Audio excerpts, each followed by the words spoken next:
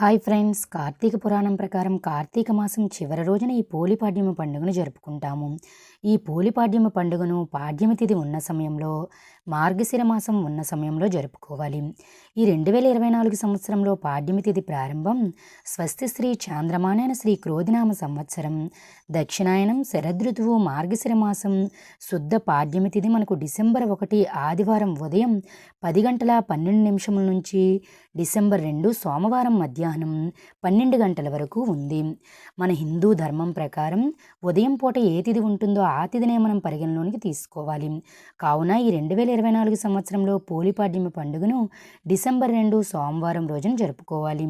పూజా సమయం డిసెంబర్ 2 సోమవారం తెల్లవారుజామున 4 గంటల నుంచి 6:26 లోపల దీపాలు వెలిగించి పూజ చేసుకోవాలి.